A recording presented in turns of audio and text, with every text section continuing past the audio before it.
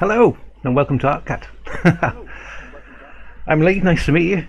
Or welcome back if you've watched it before. We're going live now on Twitch, YouTube and Facebook all at the same time. So we normally meet here at 2 o'clock on a Saturday. Fingers crossed all of the cameras are working, which they seem to be at the moment, which is all good, because normally one of them breaks. So yeah, you have to kind of excuse if things go wrong in the feed and things like that, and I try and fix them as we go along, because it's just me doing this. There isn't an entourage of people around to fix things. So I'm going to carry on doing this portrait. I started it last week. I did 2 hours, and I was kind of showing you the basic structure of things and how I started laying some of the portraiture down. And then I did a couple of hours during the week. I think it was on a Monday or a Tuesday. I did it over on Twitch and Facebook, and then I jumped on for a quick hour and a half last night and carried on. So I met some new people last night. It was great. There was some great conversations going on. If you've joined the chat in any of those formats and streams, you can type in the chat bar and you can ask any questions you want relating to the artwork that we're doing, or any problems you're having with your artwork, and hopefully we'll be able to answer them for you. Hopefully you can all hear me, so if you are in the room you can sort of say hello or thumbs up or whatever. Yeah, just so I can get a take on to who's in, what he's looking for. The more you chat, the more interesting this is. We had a really good chat with a chap called Les last week, and he asked some really good questions, and it makes the chat room so much more fun as well, because it sparks off conversations and things. So yeah, the more you're involved, the better this is, because it gives me something to bounce off as well. So without that further ado, I'm going to carry on doing the drawings. Hopefully everybody's live now. We can see everybody in the stream and the feeds and things. So who have we got in where? We've got a few people watching in different formats. There's a few people over on Facebook and Twitch right now. So I'm going to carry on drawing. Guys, if you want to ask any questions as I'm creating the artwork, you're more than welcome to. Last night when I started doing this, I was further investigating this sort of area of the portrait, and I've got some basic lines now, structuring where, say, the arm is and underneath the arm. Went into further shapes about the hair, and I started to build in some of the base tones, the underlying part of the drawing of the jacket. But I was looking at it this morning and thinking, right, she's kind of floating around in mid-space. There's nothing to sort of anchor her to the picture, so I wanted to build that up a little bit. So like the other side where I've kind of gestured in certain lines, we've got things like the horizon line. This was taken at a place called Island Hill, near where we live in Northern Ireland, and I quite like just its suggestion of a landscape behind it. It hasn't gone into sort of sharp focus and details of this is like a sea area and a grass and a shoreline and things like that, and a further landscape in the background. I just quite like just a suggestion of a landscape, so it kind of give a context about where she was, because just that image itself, she could be inside a house, she could be at a party, it could be lots of connotations of where that figure is. Now, because this is Andrea, it's my partner, and it was a photograph I took relatively early on in our relationship when we first got together. It has a memory for me and for Andrea, so I kind of want to just suggest, just very, very simply, that background into the pictures, just so it can have some sort of relevance to us. You know, and often when you do the portrait, it's not just about the face. It can be about the location of the person and what they're about. You know, the location can add context to the picture as well. So I'm literally just putting in a very suggested horizon line, and then you can break it down into its parts. So this is I think this is probably Grey Abbey in the background, which is just reduced down to a grey line. So this is land on the other side of the shore. This is part of the water, and there's a bit of foreground, mid-ground going in. and there's a little bit of water that comes in through there as well. So it kind of breaks it down. You can see in the picture that you've got as your reference several areas. So you've got the background, you've got a little bit of water, you've got a bit of shoreline, you've got some more water, you've got the shoreline that we're stood on the island, and then that kind of tonal greys as it kind of fades down gets a little bit darker as it gets further down the picture. So all of these elements can build into your picture, and I just wanted to give it some context so it feels like she is somewhere. There's a little bit of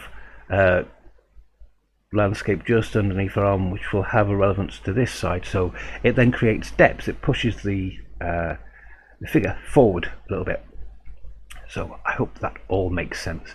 As I say, if you're in the chat, do say hello. We've got 3 viewers so far, so it just helps to find out what you're about, what type of artwork that you like, what type of thing are you up to.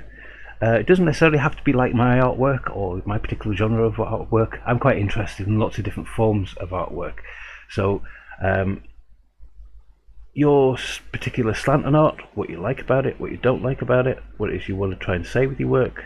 If there's any areas that you are struggling with, let me know what they are, and then we might be able to discuss them. Might have a few tips and techniques for you, and we'll get the ball rolling. I normally go on for about 2 hours, but sometimes a drawing is kind of fun and interesting, and you're in the zone and you want to just continue it. Now you can see I'm drawing really lightly, so lightly you can't probably see it on the screen as to the graduation lines that I'm putting in. I'm just talking about the context of what I'm particularly doing at the moment. I'm not going to go into sort of rendering those out at the moment. I'm going to go back into the figure and how we kind of sculpt the drawing as we go along. So where are we? Got 4 views now. Good. So whatever format you're watching on, Facebook. Oh, we've got Angela over on, I think it is Facebook. Hello. How's it going? I've seen some of your drawings over on Instagram and the work you've been working on look really good. Really interesting course that you're doing. I think it's down in Dublin, isn't it? Is that online? I think it's all online at the moment because of lockdown. Woke up this morning to beautiful snowfall outside the house. It's absolutely Baltic or freezing. Baltic's a very Northern Ireland expression. I'm sure everybody says it somewhere else as well, but it is freezing cold here. So a double use for my hat this morning. Normally I wear it just to keep my hair back as I'm drawing and to be more comfortably wearing the headset. But because it's absolutely freezing cold today, it's coming handy. So thanks for saying hi, Angela. It's good to see you. I'm sure we've got a few more people joining as we go along. My phone going off to tell me I'm going live. Turn it off. So yeah. So today I want to kind of just add a bit of extra context to this picture. It's still very basic. I'm still drawing really lightly. I've got a 2B pencil that I've loaded up in my pencil holder. These things are quite handy if you're drawing because it extends the length of your pencil, which just means that you have more scope to set your hand back and see your pencil on the paper. As I've mentioned many times, that if you're holding your pencil really close like this over your drawing, it's very hard to see where your pencil is reaching. Plus, if you're drawing with a tip, the very point of your pencil, it can often put an awful lot of pressure into the paper. And at the minute, I just want to lightly put the pencil on the paper, so if I do need to adjust it or change something, I can do that without having that fear of the pencil kind of leaving a ghostly image. So, to look at the drawing in a minute, you might think, oh, there's lots of areas on there which are getting darker. I've put a little bit more work into this ribbon coming down. It's just to add a little bit of context. I'm quite happy with where that is, so I'm building up the darknesses there, but then it gives me a balance then to look at other areas around the portrait to start building that up. So one of the things I chatted about briefly yesterday was I kind of work on a picture as a whole, as an entirety, and build it up to a certain stage before I move on to the next one, make sure it's all sort of cohesive and together. Now, it's not to say you have to do that. It's just the way I work. I've seen people and they finish an area off till it's done, and then move on to the next area. I don't necessarily work that way. I think when you're starting off, it can trip you up a little bit, because it builds in a certain level of fear or anxiety in your work, where you finish something off and it looks great, and then you move on to the next bit and you don't want to let that first bit down, and you start to get worried whether you can do the second part of it as well. And as it moves on, that anxiety kind of builds. And to break that and to stop that from happening, I think if you build the portrait up as in its entirety, you don't have that fear building in. And it's not to say that as you develop as an artist that you don't naturally move to working piece by piece in your portrait. You can do, of course you can. There's lots of different ways of working. Just demonstrating the way I work. So it'll be interesting to see how you start off your pictures. It doesn't necessarily have to be a portrait, it can be anything, and it can be any art genre as well. It doesn't necessarily have to have a sense of realism to it. It can be abstraction, it could be surreal, it could be impression, whatever thing that floats your boat artistically. Yeah, and let's have a conversation about it. Let's talk about what it is you're doing, because I'm interested in people's artwork. I'm often inspired by how other people work. Now, when you're starting out, it may be that it's hard to find or know what it is you want to do, or how you'd like your artwork to be seen or viewed. It can be a bit of a sweetie shop of art out there, and how you choose to find a piece of art that you like, it's difficult because there's so much of it, and it can be overwhelming sometimes when you're scrolling through, Instagram and looking at all different artworks. I always try to tell people to feel relaxed in what you do. It can be just an instinctive likeness, it can be the colours that people use, it can be the structure and the composition that people have used. It doesn't necessarily have to be about the finished content. It can be little bits of different people's artwork that you like. And you can start to note those down for yourself and build up like a scrapbook, if you like, an imaginary scrapbook or a physical scrapbook of things that really tick your box artistically. And then you can start to pull those things and put them into your artwork. And you might need to practice different techniques and different styles to assimilate to some of these things.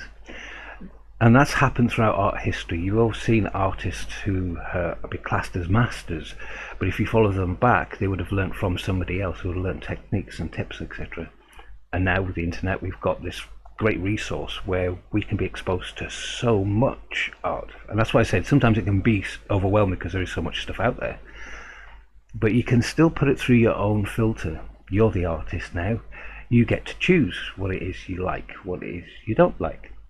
Having subjective choices is important when it comes to your artwork, what it is you want to try and say about the thing that you're creating. Is it just a technical exercise where you may be copying from a photograph of somebody in a magazine and you're just learning structures and you just like the image and you're trying to replicate that? They're all good learning structures. There's nothing wrong in going to a museum and copying a master's work that's on the wall. So there's lots of different ways of gaining what's interesting to you. Angela over on Facebook, you saying, yes, Lee, I've been working hard, good, on a portrait painting online course with Lewis Smith from the Realist Academy in Warrington. Oh, class. It's tough, but I'm enjoying it. Great. It's always great to find out different avenues where people can learn, so thank you for sharing that. So if you're interested in learning some realist work, there's a great call out by Angela there. So it's the Realist Academy in Warrington, and of course with Lewis Smith. And there are thousands and thousands of different courses and artists doing online workshops, and people like myself just generally chit-chatting about art and doing different art mediums and art expressions. I was looking at Twitch this morning. There's some really good artists on there. They're all kind of posting up videos at different times of the day. There's some people who are just getting into art and setting their streams up and chatting about it. Over on YouTube, you have a bazillion different videos put out there for all different types of artwork and art forms. So yeah, the resources are massive. I was just thinking back to when I was in art college. and how different it was, because we had a library and we had to go physically find a book and flick through the book and read stuff, and it wasn't sort of immediate to hand. The library was separate to where we were in our little workspaces, so you had to physically get up and trundle over there and then wander through a bookcase. You didn't know what was in each book, so you kind of had to kind of guess where you maybe want to start with an ideological art-ism or art school or art genre, and try and pick and choose out of there. And the difference is now it's wherever you are with your mobile phone, you can find the artwork that you like. And I think that's added so much interest to art now, where your particular take on art is valid, but other people's particular take on art is also valid, and it might be completely different to you. And it might not tick your box, as in what you artistically want to say or do, but it's still interesting to look at it and to appreciate it. It's not about going, I don't like you. It's like this kind of like tribalism that starts to build up is divisive. It doesn't help at all. It's important to keep your mind and your eye open, because say for example the way an abstract expressionist might lay down paint might be interesting for you to try that technique, but to control it in a way that fits in with your realism. So there's a blending of genres, there's a blending of techniques and a blending of styles, and it's important to see how the internet and the exposure of all these different art forms and genres are going to move art forward, how people are developing. There's an expertise in art which you can really see really taking off, and I mean by expertise about people understanding what it is they want to artistically say and how they physically do it. And the sharing of the process is quite interesting. Now, not everybody feels confident about doing an online broadcast about their art and what they do and how they do it, but it's interesting to see now getting to see work in progress pictures, just a snapshot of a structure of how the portrait is built up. And it's interesting to follow artists who do that, because you get to see how they've made choices and how they've corrected different parts of their portrait. I've seen artists who have put down colour and given it a certain feel, and then later taken that colour off and put another colour on. So it's almost like a physical filter that they've layered up in their paint. And over time you get to see, I really like that, and then they went and put this paint on it and it didn't feel quite so good. Whereas the artists themselves might be going, oh, this is brilliant, this is what I'm looking for.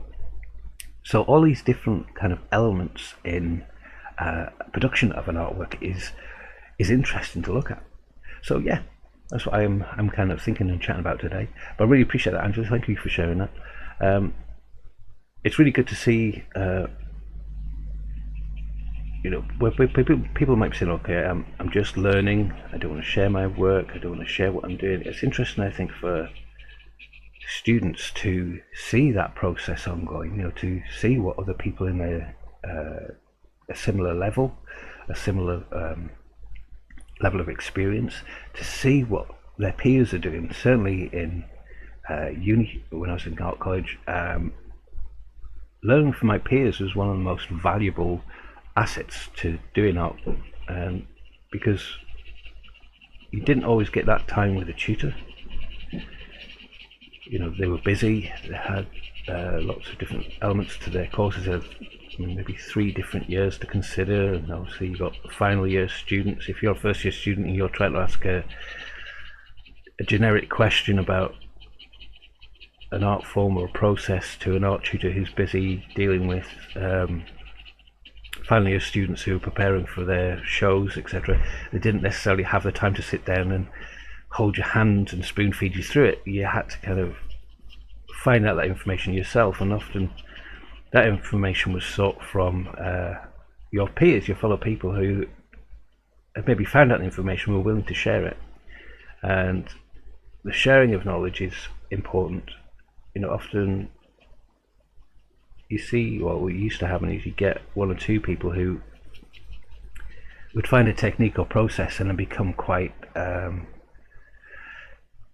protective over it and not want people to find out, so because they might copy. And it always stuck in my throat a little bit that was really holding them back as well, because there was a communication of sharing information meant that they grew as artists as well, because as they were explaining what they did or how they did something, it would reaffirm the knowledge to them. They would actually further progress their qualities and their work. And the artist taking that information wouldn't be producing the same work, they're producing something else. So, say for example, using a particular brand of pencils in a particular way gave a certain look to something. Sharing that information meant that the artist then taking that information and putting it into their work would be drawing a different picture. They'd be using a technique similar to that person, but wherever they got it from, they got it shared to them and then passing information around. So if you have any tips or techniques, this is a great place to share it.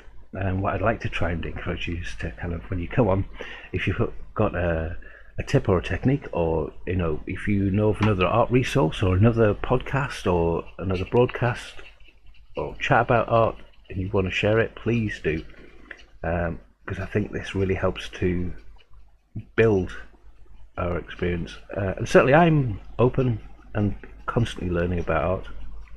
As I say, it's an ongoing process. It's not something that ever stops. Often people think, oh well, you're good at art and you know everything. I don't. I'll be the first person to tell you I don't know everything about art. Every artwork I do is an exploration. It's kind of, I'm still inquisitive.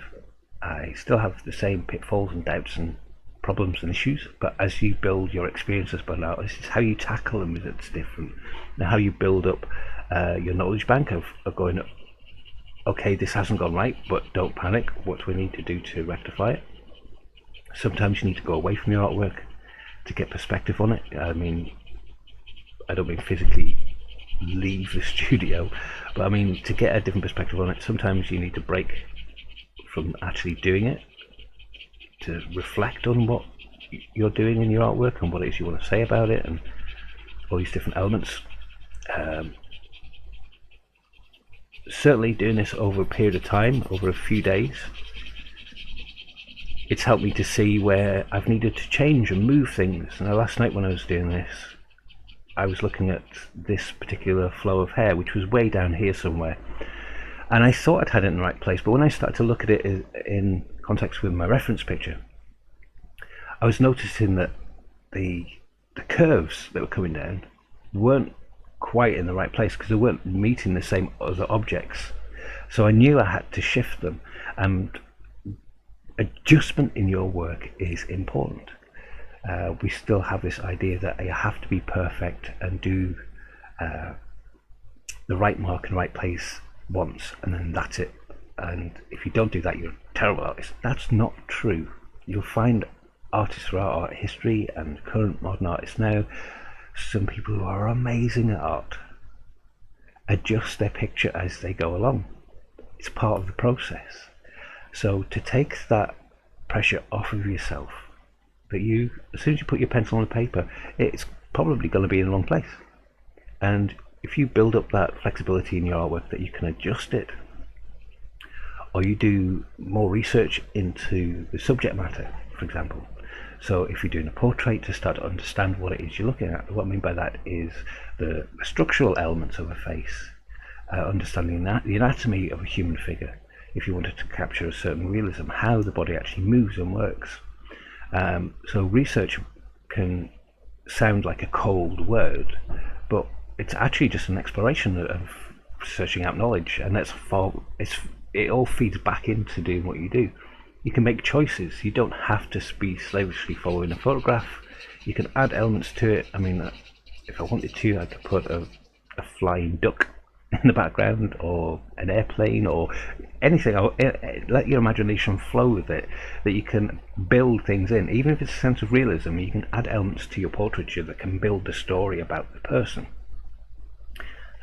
Or you can take things out. If you did have an airplane flying in the background, you go, I love the quality of it, but that plane is just really annoying. And because it's in a photograph doesn't mean to say you have to put it in your artwork. You can be selective. You can make choices. So that's what it's all about for me. So all I'm doing here is literally building in a nice base layer of tone very lightly into the background, just to give me a sense of what the jacket is and what the background's going to be. And some of the lines that I have here will all of the lines I have here will disappear into the drawing. So these might seem quite dark at the moment, these structural lines. In fact, they're quite light on your screen, so what I'm going to do is try and zoom in on that. If I can stretch across. Hopefully that's a little bit better for you if I try to move it that way so it gets more in shot. Yeah. So you can see some of these structural lines. They're just guidelines.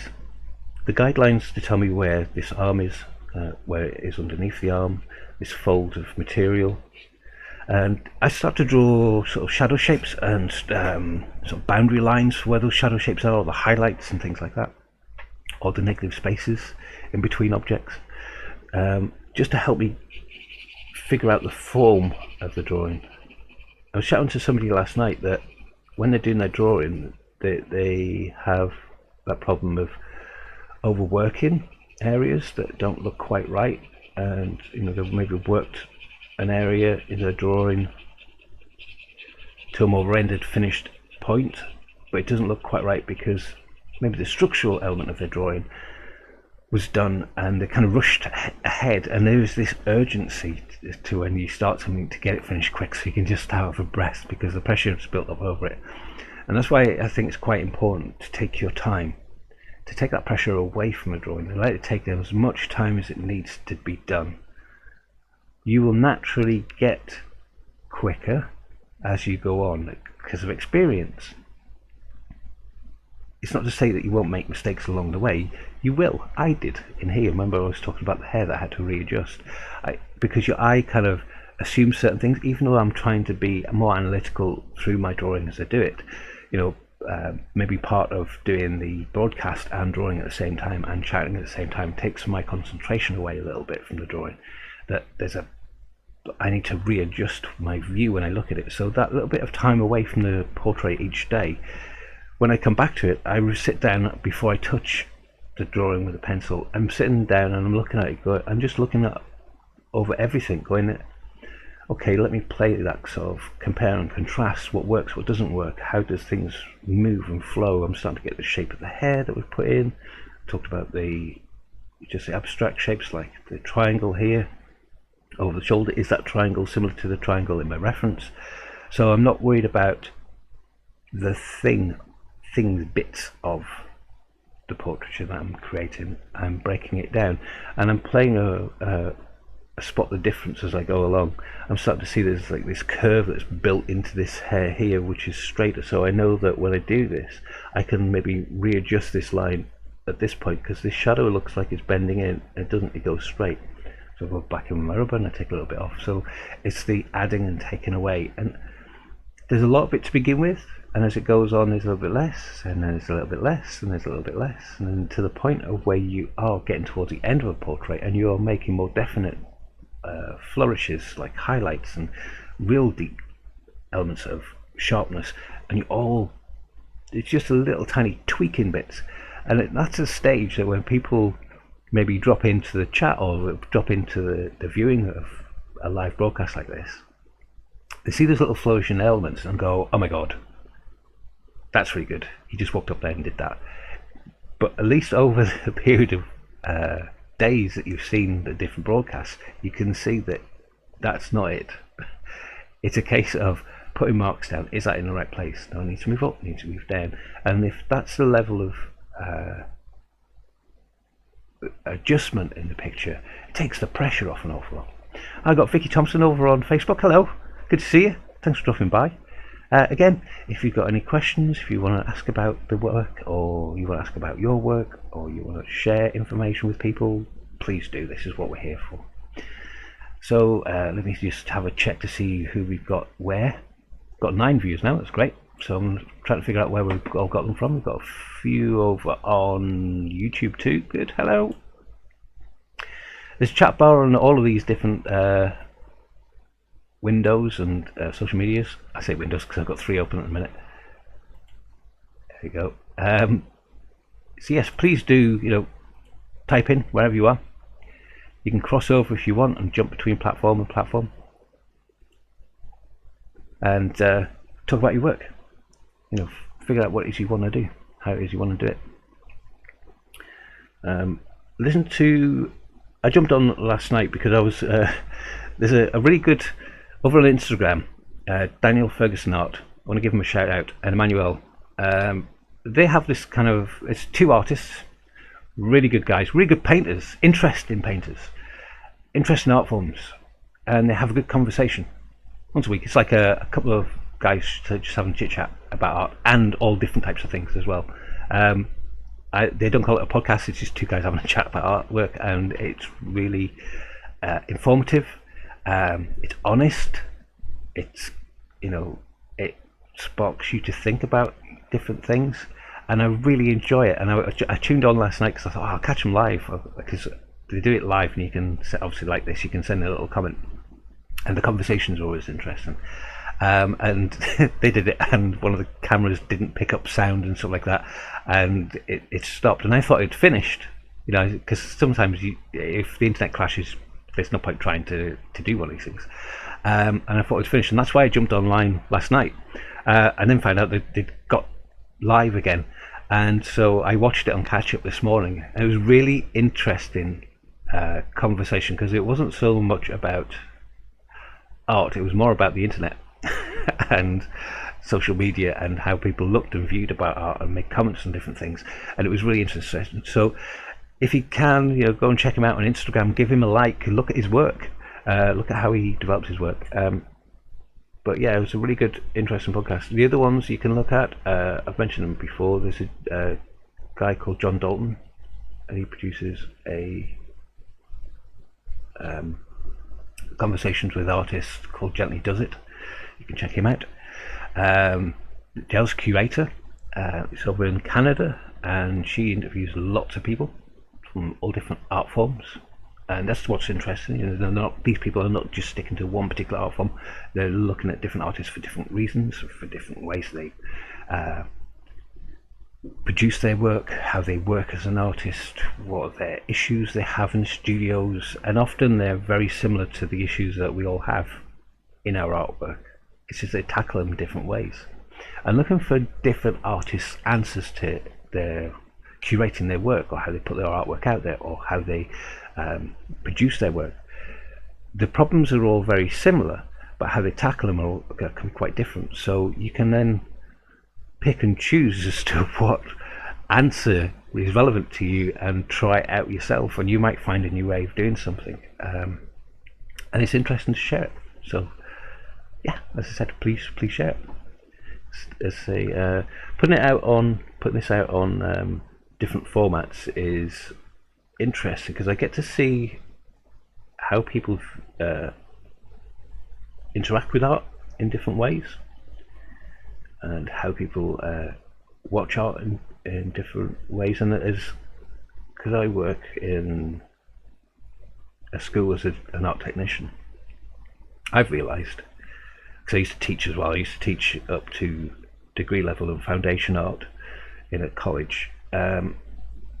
People learn in different ways, and people take information in different ways, and people spend time figuring out that information in different ways, and it takes different lengths of time, and the work they produce as a student is all so vastly different, and it is tough as a student in a formal education setting, because you're given a course criteria. So some of the things that you might like to explore are not in your syllabus. What I say is explore them anyway outside of the syllabus, but do the syllabus as well. And it's a stepping stone, and that's what the education is. You won't learn absolutely everything about art in GCSE and O levels. I say O levels because I'm back from the old school. Because you might pick up more when you do, say, an A level, or to do your art foundation, or to do your degree, or your master's, or your PhD. But that doesn't stop. It doesn't stop with education. The learning journey is an ongoing thing, and it was interesting to listen to Dan and Manuel talk about their work. that there is always that search, that hunger for knowledge, that kind of research and investigation and discovery, and putting it into your work and keeping it alive for yourself. It's not a treadmill of just churning stuff out. It's a real connection with what you're doing and how it is you want it to develop. So when you're looking at your artwork, try and pick out what's working for you. It's very easy to be dismissive and discouraging to yourself, going, oh, this is no good. I mean, beat yourself up. Don't do that. Stop and think, okay, I know what needs to develop, but what is working for me as well? Try and identify elements that are working for you. And it's very easy to say, oh, nothing. Throw your hands up in the air, go, nothing's working. Try not to do that. Try to find something. So think about it this way. If it was your friend's artwork that they were showing you, you could find something in it. Even if you didn't like it, though, you could still find something in it which is a positive. And it's a good reason for doing that, to find those things that work for you, because it's a helpful way of pushing you forward, that little bit of self-encouragement. It's not self-delusion, be honest. If there's areas of development, work on them, find out how to do them better. Ask here, if you're having problems about doing certain things, how do you want to change your artwork and put it into your artwork? How can you do that? We can talk about those things, but you need to identify them first, and there's a balance between what doesn't work and what works, because you want to keep the things that are working for you. Might help you figure out or discover how to develop the other elements in your drawing. So it says that if you take it step by step and break it down, it becomes easier because you're taking it in bite-sized chunks, rather than necessarily trying to be perfect all the time, because that's an insurmountable mountain that you'll never get to. Nobody's going to be perfect all the time. That's the honesty. That's our humanity, basically. Everybody cocks things up, including the masters. When you have a look at some of their drawings, and you can see development and changes in what they've done. I'm just going to take a slip of my morning coffee. Much needed. Yeah, when you look at masters' works and how they've been produced throughout art history, when conservators look at their work, they can see underpaintings that have been completely different. I've talked about this before, about hand gestures being in different places, and it's a discovery in searching out in your artwork what it is you kind of want to fathom out, and you are allowed to change things as you go along. If you don't like something, change it. You're in control. Say if you're in college and school, you might be given a project to do which is maybe not your thing, but I always try, even if I'm looking at a piece of artwork that I don't necessarily like, I try to find something in it which connects with me in some way. Now, it could be a number of different elements. It could be the composition, it could be the overall feeling of it, it could be the structure of how the painting's built up technically, it could be the quality of the paint they've used, the layers of paint, the immediacy of expression of something. There'll be some sort of element which you can still pick out a nugget of it. If you're given a technique to do in school and it's not your thing, you can still go through the process of learning that technique and put it in your toolbox, so like your experience toolbox. So at a later stage, later on down in your art career, you might find a painting that needs that knowledge, and you can pull it back out and use it. So it might not be relevant to you right now, but it might be relevant to you later on down the line. One, it answers your course curriculum or your syllabus, and basically tick boxing. But later on down the line, that little bit of experience might be beneficial to you. It might be how you've used colour or colour theory, and if you're interested in doing things monochrome, you're going, colour theory, why does that really matter? Later on down the line, you might want to experiment with colour, and you can pull that knowledge back out and use it. So, as I say, the course criteria, sometimes you'll hit peaks and troughs, things that you really love doing, and then things that you don't like doing. So, my background's in clay, but I know a lot of people when they first do clay, they hate clay, and they want to tail off and do something else where they do painting. And when it comes to their painting, you go, oh, try this. You know, maybe you want to put in textures or layers. Why don't you paint on a ceramic slab, or build up layers and stuff that way, changing formats and things. And you're reintroducing clay in a different way. There's lots of things that you might have an immediate reaction to. Viscerally, I don't like clay because it's muddy and dirty, and I like paint, or I like pencils. You might have a preference for things. That's great.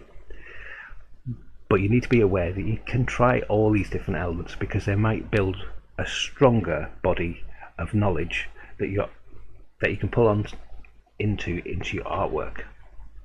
So I'm trying to encourage people to sort of embrace lots of different forms and lots of different genres, and not be too monocled about one thing being good and others being bad. That, as I said, that sense of tribalism when it comes to artwork is divisive. It doesn't help you, and it doesn't help the art world in general. So yeah, I don't know what you think about that. You can discuss it, you can ignore me, you can have a different point of view. I'm trying to see what the chat rooms are on different formats here, so I'm making sure that everybody's still up and running. And we've got, yeah, on Twitch, over on YouTube. We've got 3 people over on YouTube watching us, and we've got a few people over on Facebook. And who's running behind? Twitch is running behind today. It's funny because last night when I was doing this, Twitch was more busy. So click these screens so you see all the chat windows open. So I've kind of just quickly laid down, I say quickly, but it's still evenly and lightly, there's no scratchiness to it. I'm kind of building up this whole layer, again using the edge of the pencil rather than the tip, and using that softer pencil means there's more graphite going down. But also, because I'm using the longer part of this pencil, I'm actually layering graphite down with a larger surface area than if it was just the tip. Can you imagine how long that would take if I was just to lightly cover that whole area in graphite with just the tip? It could take quite a long time, plus it'd be technically a challenge. But I said I couldn't do it. I could, but this is giving me the same process, and it's being more efficient. It's not necessarily about speed, but it's just more efficient. I want to get that even cover, so I'll use a larger area of graphite. It's very lightly resting on the surface of the paper. I can see it because my hand's not in the way, so that's the reason why I'm using a long sharpened pencil and an extender.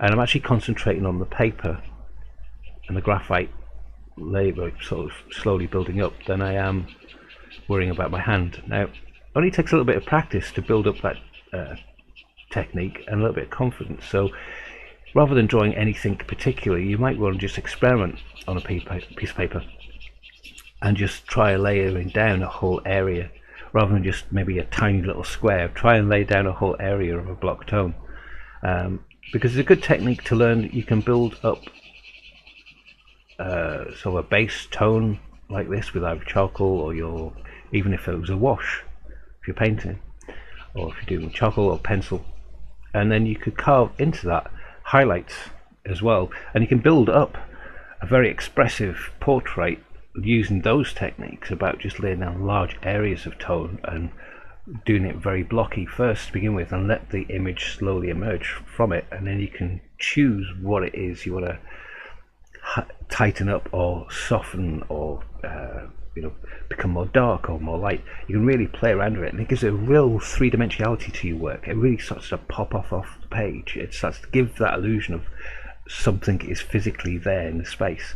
Remembering this is just a piece of paper, this is two-dimensional. Every image or mark we're making on the page is either standing further forward or being pushed back. So even if it's abstract work that you're looking at, there's what we call the plastic arts has that pull and push about depth and surface.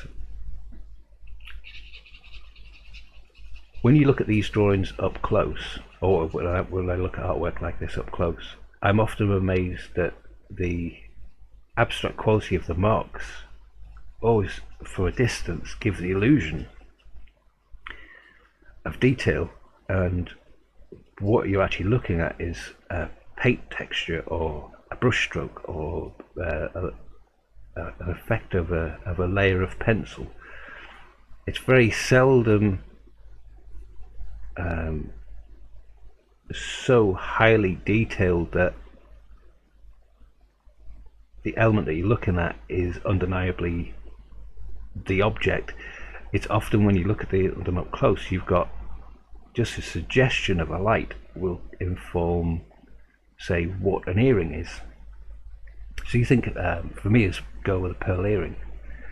If you to zoom in and just see the pearl earring in itself, you can just see the little expressions of light done by paint. Out of context with the rest of the portrait, they look quite abstract, and they're more controlled forms of abstract, because when you stand back they give the illusion of a pearl. It's just an example. You can check it out yourself. But yeah, when you're looking at artwork, you can look at it on several different levels. You can look at it as a sort of art form itself, or you can really investigate it and find out how is this constructed, to try to understand how the artist has worked the mediums to give the illusion of what is closer to you, what is in the light, what is in the dark, how those areas are kind of curated and manipulated through the process.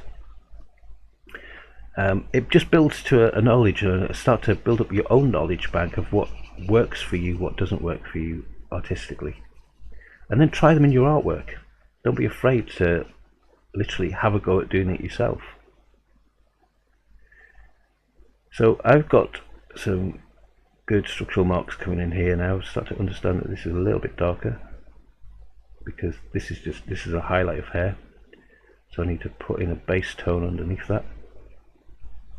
As it comes down here, it's relatively dark compared to this highlight, which is here. I can start to draw in the shapes of highlights and tones and textures. I'm happy with the structure of where things are, so I can start to build how forms move in and out of each other. You see that this is a little bit darker. I'm just going to go over that again. This has got a tone to it. It's not the white page, so I'm going to put a little bit of tone. And you can see that I'm kind of working in the same direction. I'm not kind of scribbling too much in different directions on the page.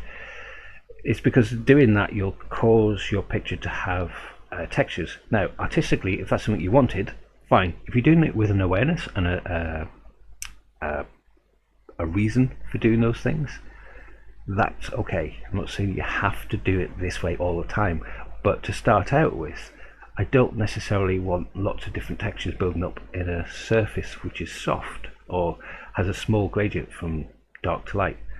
Ah, that's my dad. He's over on Facebook. He said, "Great work, Lee." Thanks, Dad. Appreciate that.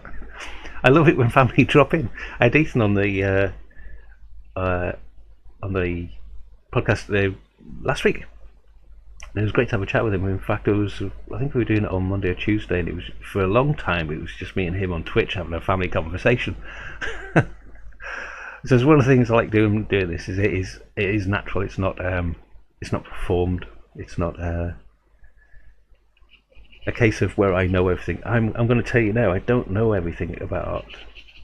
There's an honesty to that which I think is important to get across, because I'm still learning. I'm still finding out, and that hopefully will never stop. If I thought I knew everything and it was just a production of producing work, I don't think it would hold its interest for me.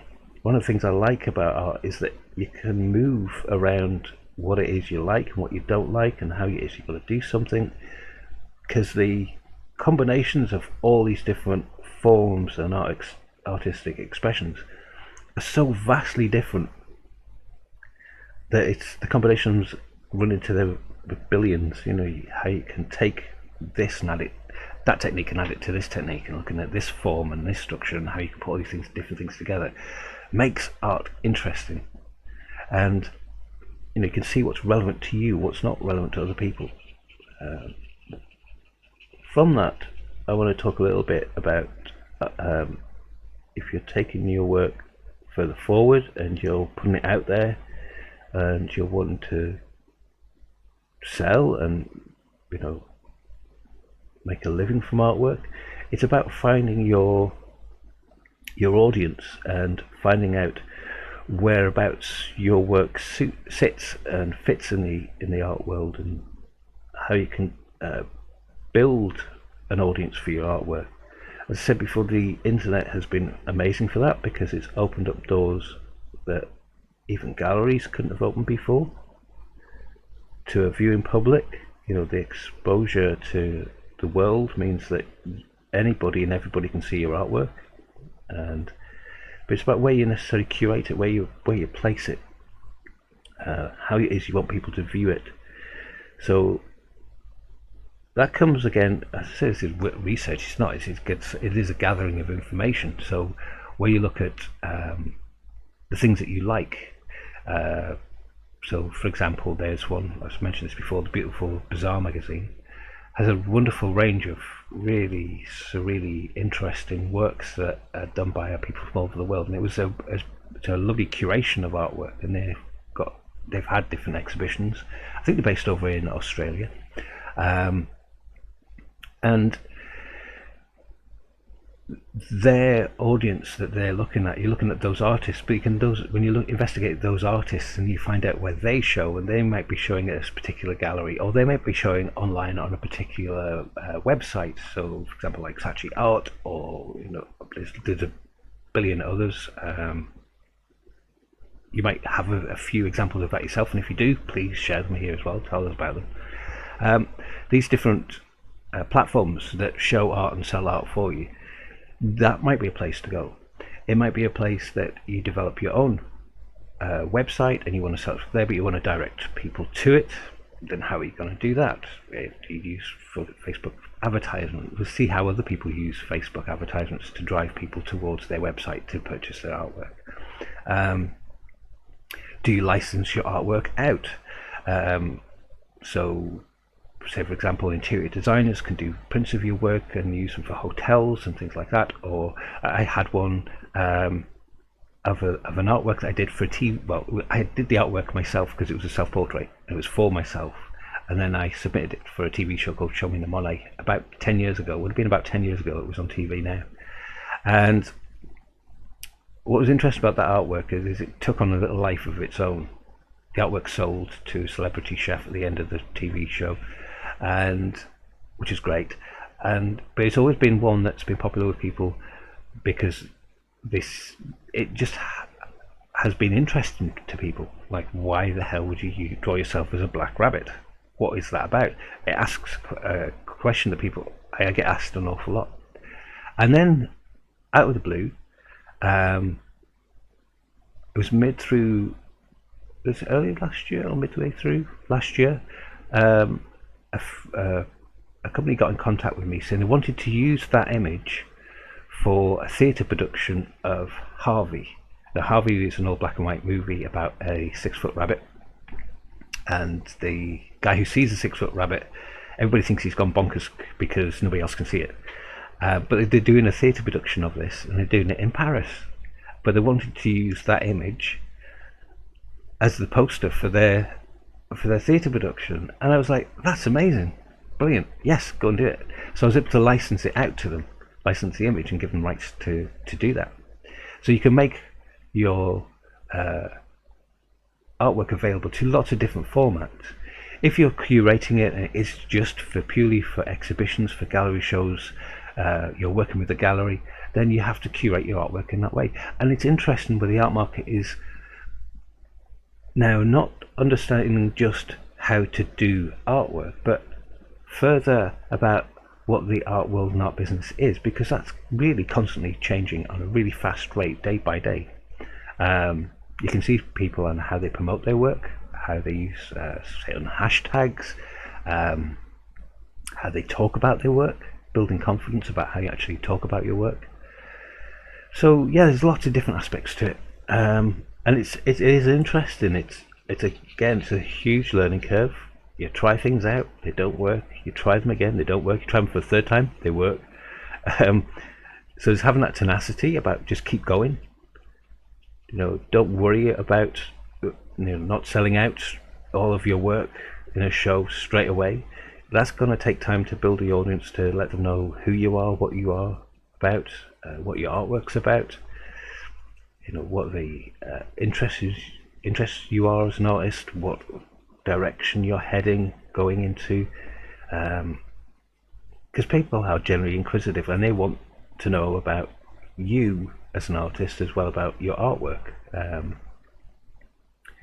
So think of like a musician where you hear a great song on the radio, it's got a great beat and you want to hear more from it and you want to hear what the album's about, and then you want to find out about the musician and where they're from and what they're doing and what have they got planned next. Are they touring their show? Are they playing gigs in different places? All of these things sort of build up more interest to both the artist but the next sort of album that they produce. And it's similar for artwork, where people want to find out about you as an artist and about your experience and your development and your direction that you want to go in, because it ultimately builds in more interest for the artworks that you produce. And as an artist, and I'm sort of constantly looking at different forms of artworks and to seeing what's out there, it does really help build that connection with people's artwork. You feel like you've got some sort of investment into them as an artist, so you can support them, even if it's just a like or a click or a thumbs up. And that might sound quite superficial, but that awareness drives up more people. If you're sharing it on your social media sites, if you've seen a picture that you really like and you're sharing it with somebody else, your friends and family and other artists that you know, you're exposing that artwork to a brand new audience. You're doing some of the work for the artist. So I just think with social media and things like that, it's a fantastic time to do that. And if you're an artist learning or just picking up pencils for the first time, you've got a fantastic resource to play with and enjoy it. But this might be really good to share, artists that you really like. Tell me why you like them. What is it about their artwork that you really like? Be interesting to find out. So yeah, if you're watching now and you know a couple of really good artists that you like, share them. Often people think, oh, you know so many artists and you know so much about art. There's so much I don't know about art. I can't tell you the number of times when I've been in a classroom with kids, and I say kids because literally I work in a grammar school, so the kids are from sort of 11, 12 all the way up to 18, and they'll come off and they'll go, yeah, I found this artist and I won't know who they are, and then through further investigation they're really well known, and it's just that I've not come across them yet, and I'm 50. It doesn't mean to say they're smarter and I'm stupid. It doesn't mean to say that I know an awful lot and I'm smart and they don't know anything and they're stupid. It's not that. It's just our knowledge is quite contained about our own experience of what we find on social media and stuff. And sharing that stuff out is really important. So yeah, I always like to see what people have found in their art journey by other artists, what they see has connected with them, and then I like to go and investigate and find out myself about how that artist has produced that work, why they've done it, and it's been selective, not judgmental. To find the relevance of that artist and how that can reflect in my work, or I say my work. What I mean by that is, when I look at an artist and there might be a completely different art genre, I look at them and I try to find a relevance to them artistically, but also I try to compare where I'm at with what they're doing. So it might be professionally, how they produce work, how they market themselves, how they do all the things, the businessy type of stuff. It might be part of that, and I go, do you know what? They're doing that so well. There's lots of areas that I need to develop, and that'll point me in a direction of going, okay, I need to go and spend time to concentrate on this to develop how I talk about my work, or how I am going to show my work, or photograph it, or send it in the post. How do I package my work out when I'm selling a piece of work and I'm exporting it to another country. It's not just about wrapping it up in a cardboard box, but there's other elements that I need to take care of. So the curation of the artwork, so how the packing materials, so all these like myriad of different little things that the art world needs to take into context now. Before it would have been quite difficult, and now it's a lot easier. So anyway, as you can see, just slowly building up this darker form shadow. It's not anywhere near as dark as it needs to be right now. I know this dress is a lot darker, and how this dress has polka dots in it, but I am finding out the structural movement of this hair, which is quite interesting, and how I can use this way of building in a form of a shadow to slowly build that in. I'm noticing that this is further back, so I'm going to build that line there.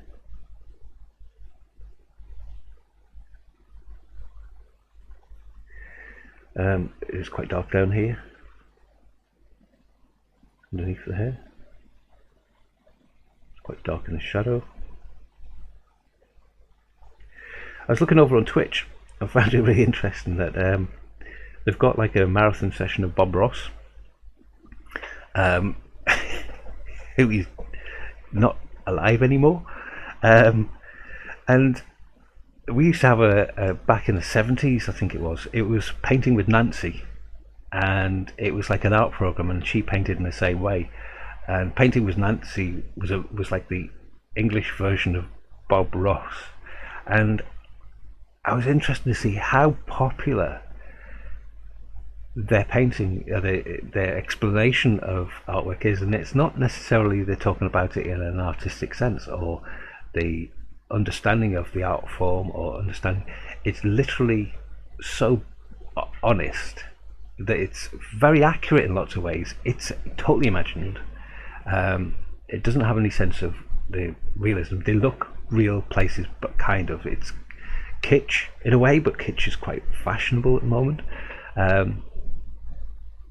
And the way he would talk about painting, the process of painting, is quite interesting because there's lots of relevance in it, there's lots of honesty in it, but as an art form it's also, to me, one-dimensional, because he could be painting absolutely everything, but he talks about it always the same way. But that is his thread as an artist, that is his curation of who and what he is as an artist. So not to say that all painting is done that way, or because he's very popular on Twitch that makes him a very good artist. I think he's interesting about his mark making. But if you see him paint one tree one way, he paints the same tree every single time very, very similarly. How he would treat sky is, just put this blue in here and we'll mix this with that. It's very easy listening and it's very accessible, and I think that's what's popular about him and why he's been successful. And Painting with Nancy back in the 70s was also a similar thing. It's where people start to go, oh, that is the right way to do things. It's only one way of doing something. It's an opening of a door, I think, as well, that it allows people to step into that art form and to see how artwork's done in a certain way or a certain format, and to allow them to sort of experiment from there and do their own thing. So people will try and follow a Bob Ross painting from start to finish as the program is going along, and we'll look at their painting at the end and be annoyed that it's not the same as Bob Ross's. It's not going to be, because he's an experienced painter. He's doing a thing that's produced in a certain time frame. So if you've never picked up a brush before, to expect yourself to be exactly the same as Bob Ross is going to be a huge chunk. Now, to somebody coming from an art college background with all the prejudices that are built into that art form, the experience of art schools and things like that, would maybe look down at Bob Ross. And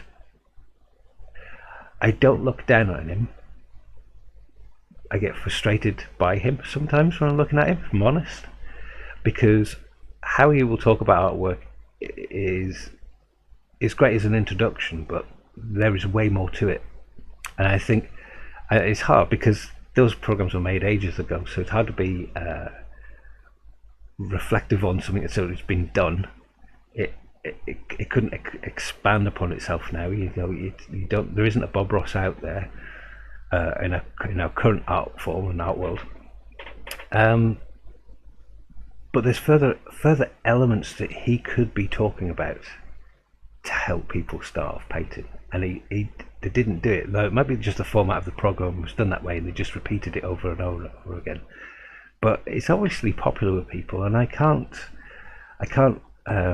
argue about that. He is a popular painter, and he's popular for lots and lots of people.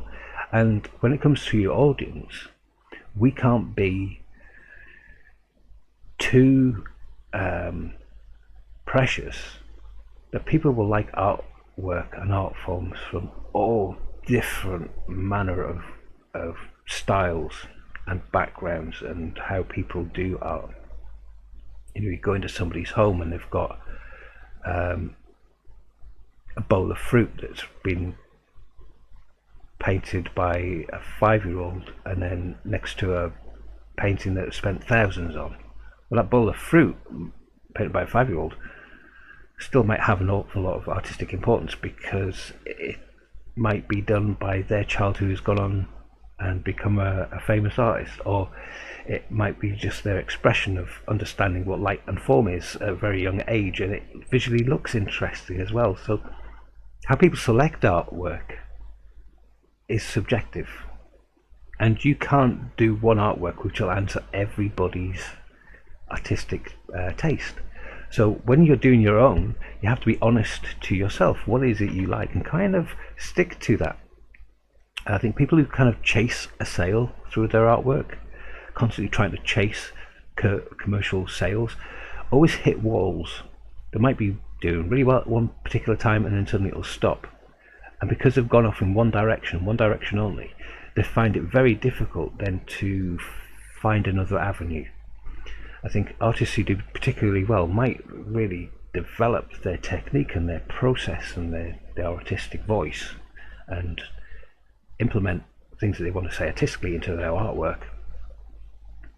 I always have that flexibility, that maneuvering, that kind of wide viewpoint about which direction their artwork can go in, and they may work in several different formats at the same time, so they can bounce between one or two, so they can keep things fresh for themselves. So for example, if you're doing a drawing and you're getting a bit bored with it, stop, pick up another piece of paper, pick up another canvas, and work on a new piece. And if you find that your process is you work on something and then you start getting a bit bored with it, and you put it down, pick up the other artwork that you worked on before and see what you can improve on it, and eventually that piece of artwork will get finished, and you'll be happier with it. If you're getting bored with something, it can be the kind of the cliff edge where if you just get sloppy with it, the artwork never achieves what it could be. If you're bored with it, you've got to ask yourself why.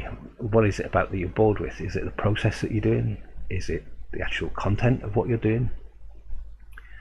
Find out what that is, and then take a new direction from it. Take it as a way of guiding you further forward in your artwork.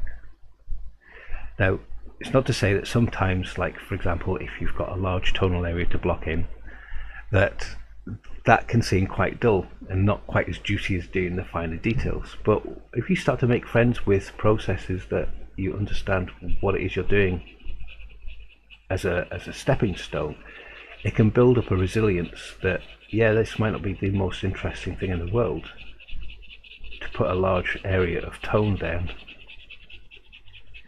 but it's a stepping stone to doing the things that you want to do. So it's a bit like eating a meal. You're kind of going through your greens at the moment before you get to a nice juicy steak. It's going to lead you there, and therefore it helps kind of alleviate that feeling of, oh, this is so dull to do. After a while, this isn't dull to do for me. Initially starting off, there was like, oh, I just want to get this bit done, because it's like I want to race through it. And now I've learned that pace and slowing yourself down, taking your time over something, actually speeds up the end result. You end up getting a picture done relatively quickly because you're not rushing through some of the basics that are really important. So, as we've been chatting this morning, I've done an awful lot of chatting.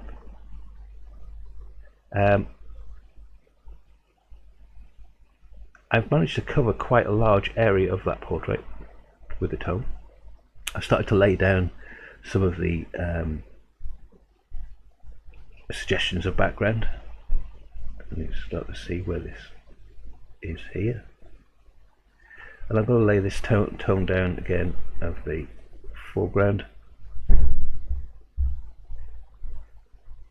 I suppose it's midground really, of Island Hill behind Andrea. And I'm now starting to see how it's starting to push her forward a little bit. So just taking my time, making sure I'm not adding any scratchy lines to this, that I want to cover that whole space evenly. And literally, as I'm moving my pencil backwards and forwards, it's got the same pressure on it, and I'm just moving my hand slowly down. And this is like a muscle memory as well. This is experience over time, where you get to build a confidence up about doing something that looks smooth, and just what it takes to do it. So I know not to rush. I know that I can. You see people doing this and forget to breathe. You know, I'm doing this and being able to talk to you guys at the same time. I'm not showing off. This is a kind of I'm concentrating with my eyes on the page and how the graphite is laying down, but the technique of doing it is experience. So I've just practiced for long periods of time just doing large areas of tone, because that builds into doing large areas of tone which become the background, or large areas of tone that become a jacket. That whole process of just moving my hand backwards and forwards like that over a piece of paper to make an even flat surface might sound quite boring, but it is interesting to the work. What we got? You got Ethan. Whereabouts are you, Ethan? Are you on? I'm trying to figure out what format you're on. You're on YouTube. So Ethan's over on YouTube. My dad's over on Facebook. I wonder who else is going to join. Get a family get together. Great to see you. Hope you're doing well. We've got our second bit of snow this year.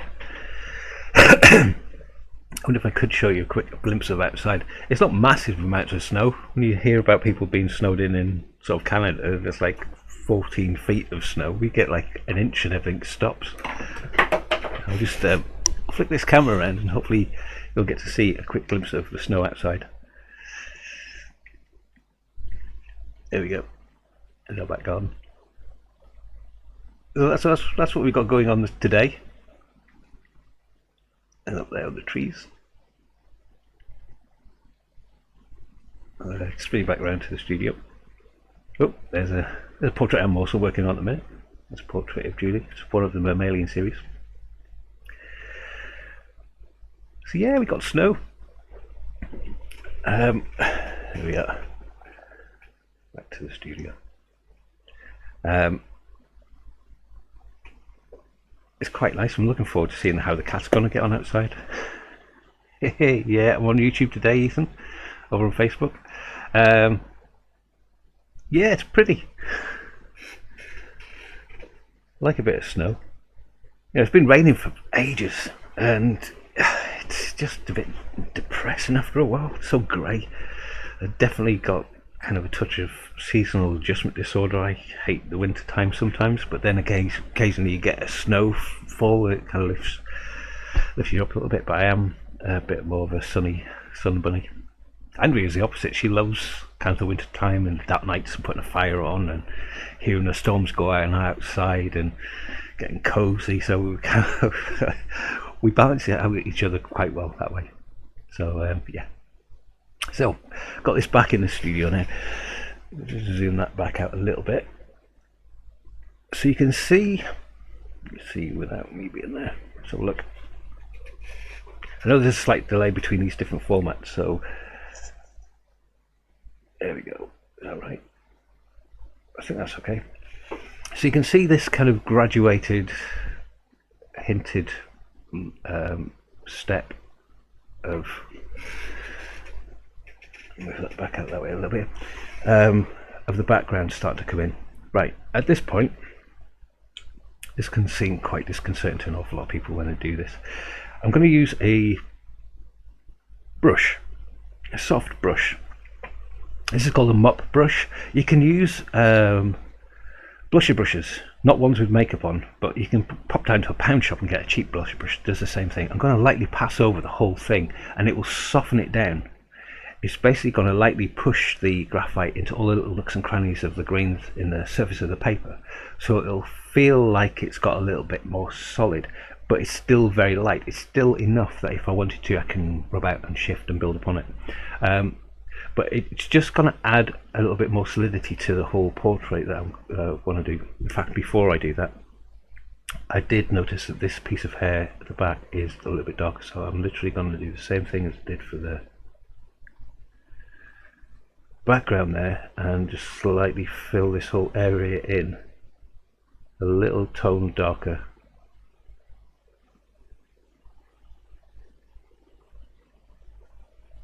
Into the background of that hair, how it falls behind this piece of hair and goes over the back of this shoulder. It's just a little bit darker.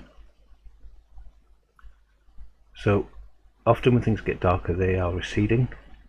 When things get lighter, they are coming forward.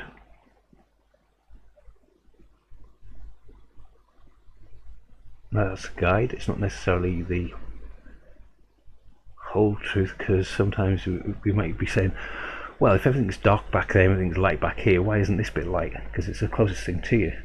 It's dark because there's a piece of material folding over. So don't necessarily think about things in front and things behind. That's light, this is dark. But as things fold, they can naturally get lighter and darker, and they might be in the front. So think of it that way. Bob over on Facebook, you're looking great. Thank you very much, Bob. Appreciate that. Yeah, if you're working on any artwork that you're doing yourself, or you're just generally interested, or you're just kicking back and you're watching, thank you for being here. As I say, it makes it a lot more of an interesting process to do this. To do these broadcasts with people there. I created a couple of videos. I created one about portraiture this week for the kids, because we're in lockdown, the kids aren't in school. So I created a little talk about portraiture, about things to think about in their artwork. I'm going to do a little demonstration video about basic structures of portraits as well. So if there's anything that you would like covered in a video or something like that, just a how-to video, let me know what it is. I can make a note of it, and then I could probably produce one. You know, it's better of me making content that you actually want than making just random content that I think you might like and sticking it out there. So yeah, Ethan, you like the brightness of the summer, but the whole vibe of winter is right up your alley. Yeah, okay. I'd say good balance, I'd say there, Ethan. You were over there on YouTube. Yeah, so appreciate the comment on that over on Facebook, Bob. Really nice to hear. It's always good getting nice feedback.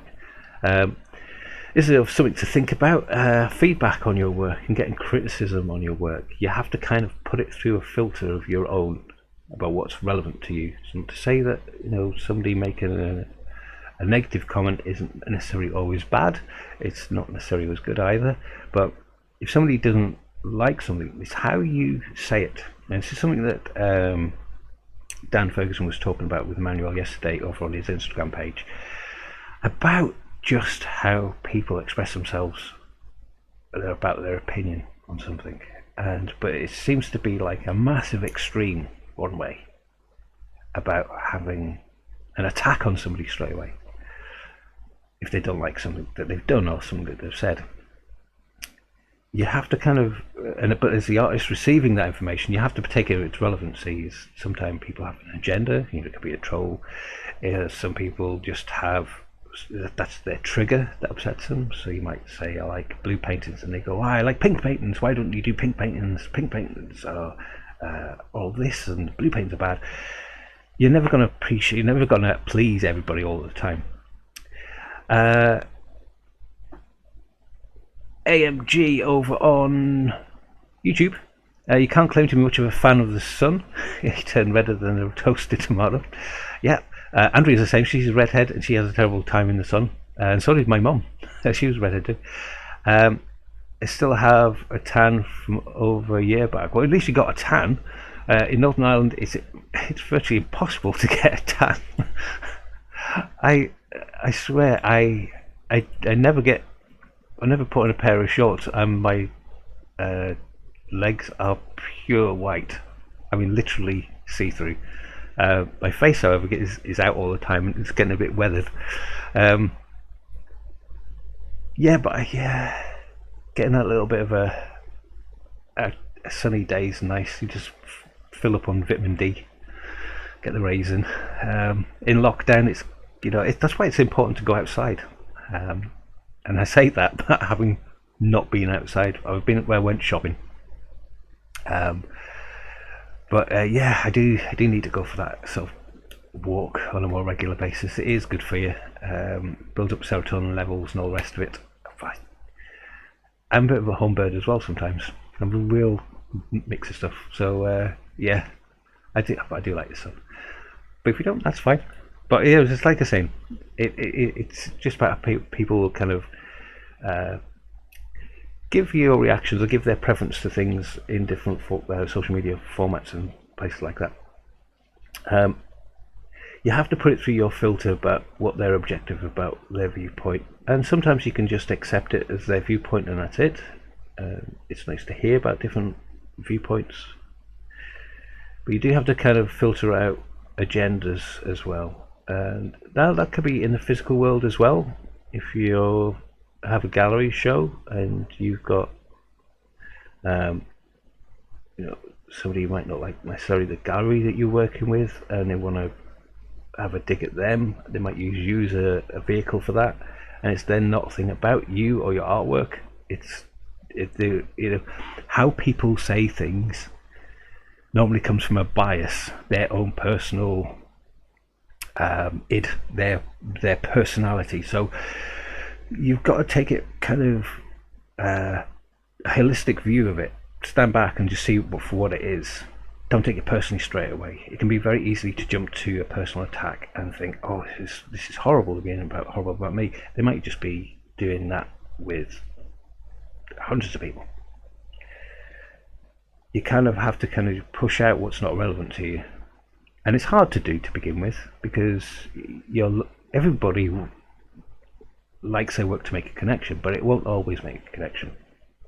The story I often use for this was when I was working we had a studios down in Bangor called the Pods. Basically, there were shipping containers changed into studios. Now, it was run and funded by the council, but basically there was a derelict piece of land in the middle of the town, which was along the seafront of the town, and it had been derelict for years, and the council has bought it over, and this big redevelopment plan. They've been doing this redevelopment plan for about 20 years, right? And nothing had happened. And this is the first time they'd actually done something. They got together with the DRD, which is the government, and it was the Department of Rural Development, DRD. And they decided they'd put this project together and they would just do it. And it was great.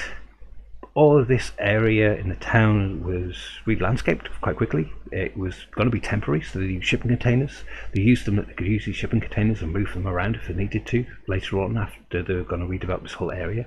They were going to run the project for a couple of years. And they brought in a load of artists from all different backgrounds, all different aspects of art, and they just wanted to support art and show, bring a little vibrancy back to the town in some small way.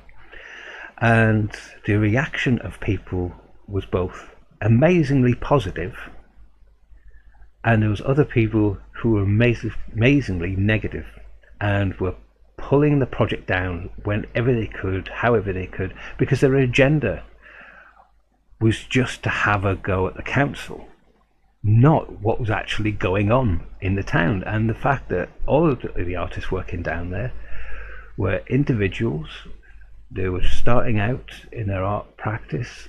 They were trying to promote their own artwork, but also art forms in general in Northern Ireland, and to encourage people and to build, an understanding of the creativity that was available to everybody in the area, because before that nobody knew there were so many artists and creative people in the area. They used the space for social groups, for community groups, to use this new space in the town, which was great. People playing bowls down in an area that was covered over. We had bands that would come down. We had different festivals down there. Amazing, a great resource. Yet when it came down to people wanting to have a go at the council, they just ignored all of that. So let's say sometimes people have an agenda and it's not about you. So if it's criticism about your work, you've got to put it through your own filter. If it's relevant, if it's about technique, how have you done that? Have you ever tried this? Because that doesn't quite work for me. How people explain something is how you express yourself is important. So if you are supporting another artist and they're asking for feedback about their work, being critical or analytical is part of the process. You don't necessarily have to like absolutely everything, but you can deliver it in a way which is more constructive, and that's the important thing. And I think there's a learning curve with social media as a whole, that kind of curation of understanding and information that you put out there is you're going to get a lot of feedback, but some of it will have an agenda to it which is beyond your control, so you kind of have to just switch it off and not let it in quite so much. But that's just an age thing as well, I think. As you get older, you just don't have time to worry about people just spouting on about stuff. Bobby, you see over on Facebook, thanks for sharing your technique, softening the pencil marks and the brush. Not done that before. Yeah, well, let's see, this is an awful lot of me chatting, but this is where now I'm quite happy with where things are. I haven't done that previously, and what I'm starting to do as I go over the entire thing, it can feel like it gets a little bit fuzzy, and in some areas sort of things start to disappear a little bit. So as I do this over this area just on the side here, her hair starts to disappear, and it's kind of pulling and pushing the graphite at this stage. I'm starting to build up what's more solid, what needs more graphite to it, which is a little bit darker. Or I've just noticed down here I missed off a section of the landscape which is underneath the arm, which I need to put in as well. So as I do this,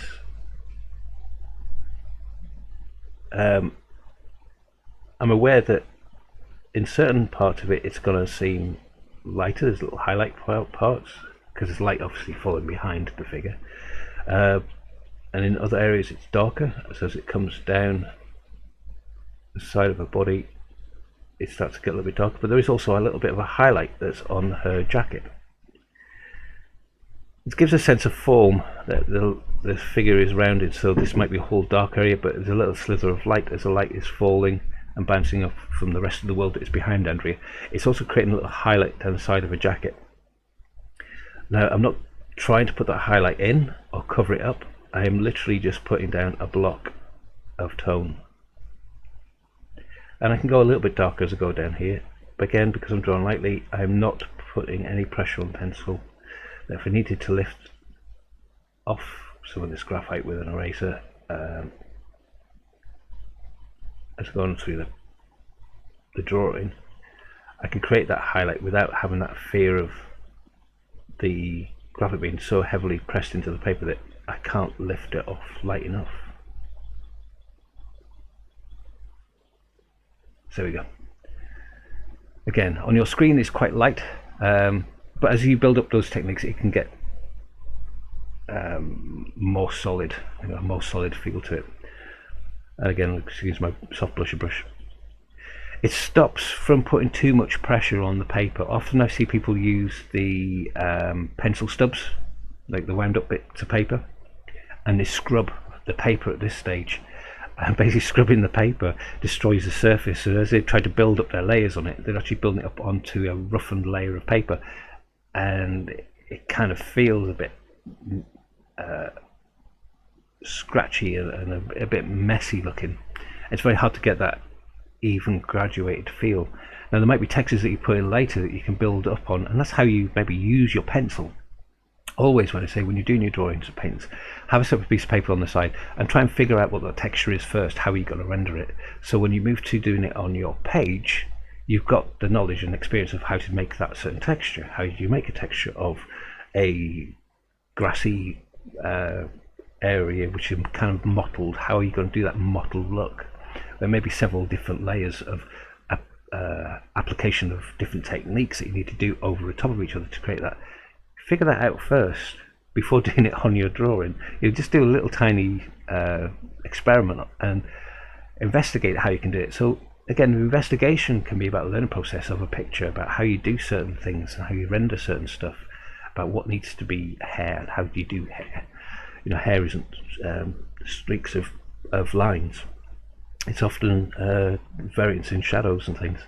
I'm going to go over this a little bit more. I'm interested in building up this jacket a little bit and the solidity of it, because I think that again it'll add to the depth of this hair. As if, even if I'm just slightly brushing over this now, I can see how there's like a uniform tone of hair that's coming through here that I know I need to darken in certain places as it goes in and out, and how the jacket itself will come through certain areas of the hair. So how this kind of hair splits here, I've not quite got it down, so I can go back in. So I'm now letting the drawing dictate to me about what it needs. Certain areas need to be darker, certain areas need to be flatter, and certain areas like this need to be darker. I maybe want to give this a slightly darker, more even tone. I'm going to slowly build that up. I was saying last night when I did this, this was a shape like the Cheshire Cat's smile. There's a piece of hair that comes right down here and underneath, and that's through here.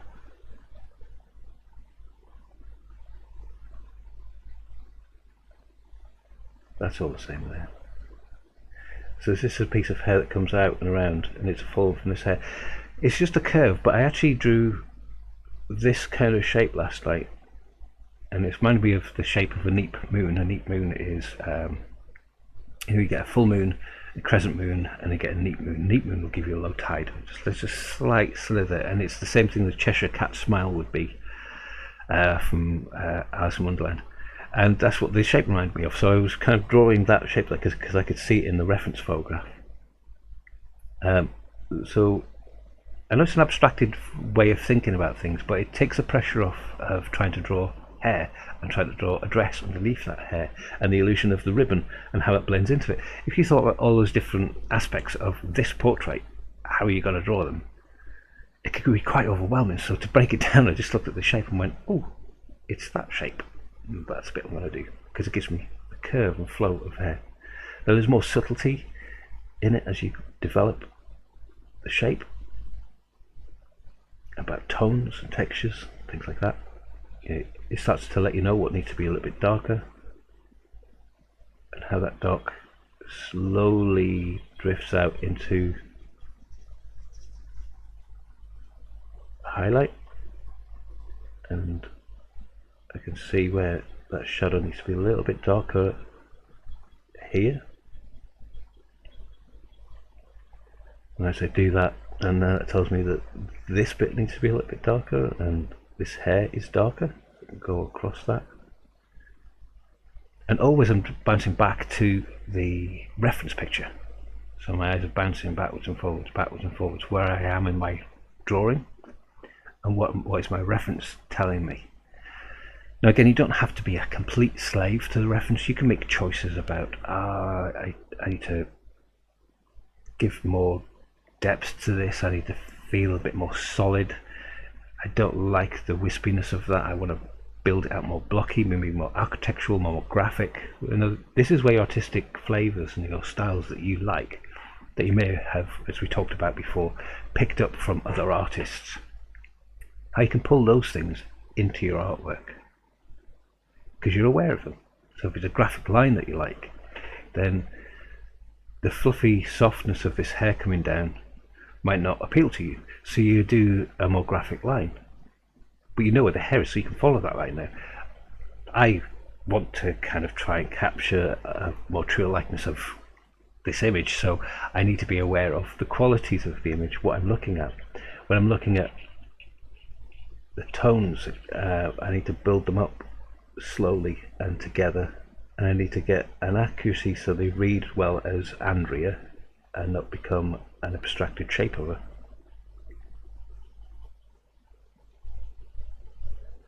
Just building that as a slightly darker tone, just to give you context about where hair is and how shape of hair that comes up and comes up the side here and disappears into the rest of the hair at the top.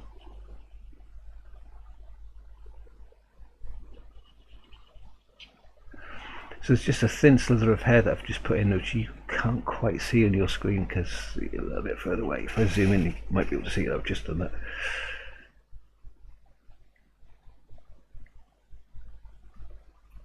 There, you see that little slither of hair that I've just put in? It's fallen all the way down.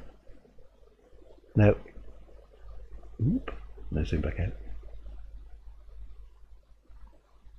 Let's wait for the screens to catch up.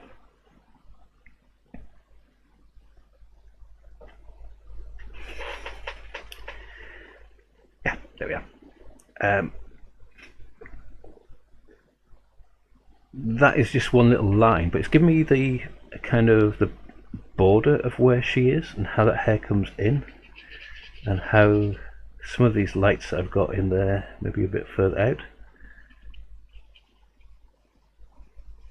So you can put these structural lines in of hair as it comes down.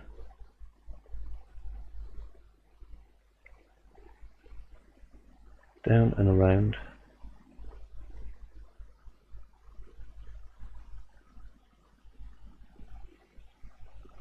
The full.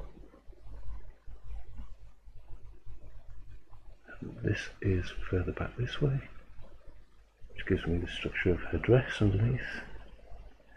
So I'm following kind of lines and shapes around. I'm not following hair, but just the bigger forms of shapes. I'm using this mono pencil eraser as well,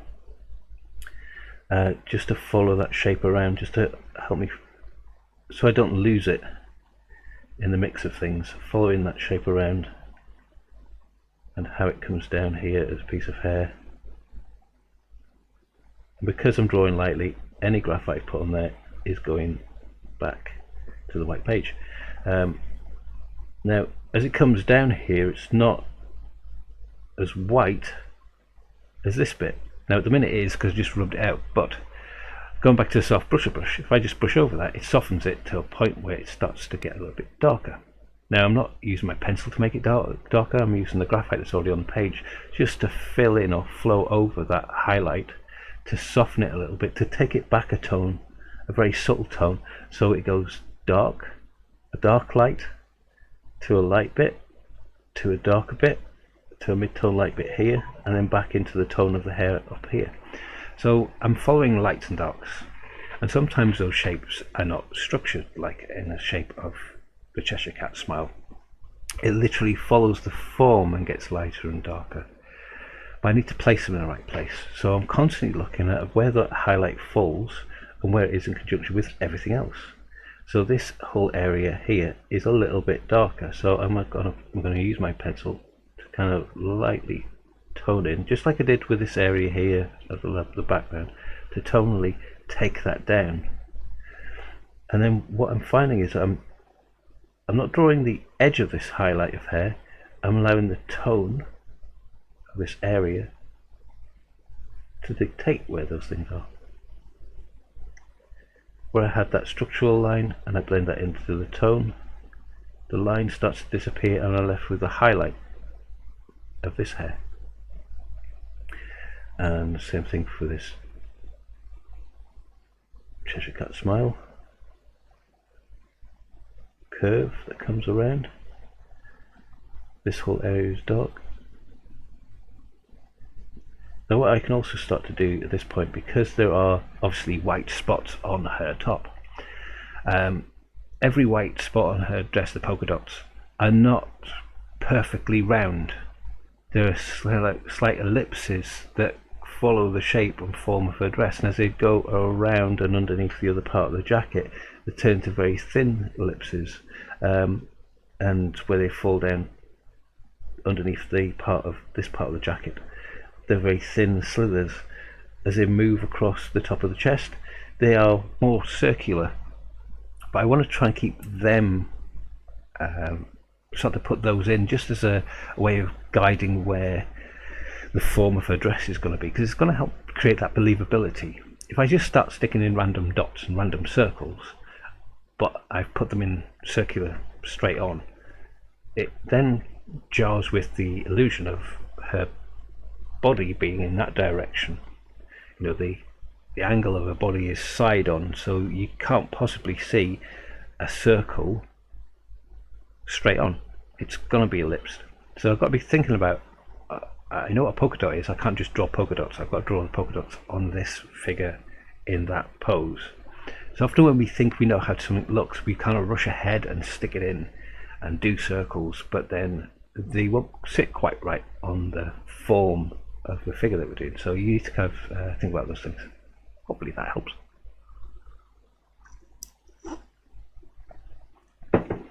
We got any other questions? I'm doing an awful lot of chatting. Everybody's either sitting back and just listening to me draw, or nobody's watching. Now we've got 9 views, so that's pretty good.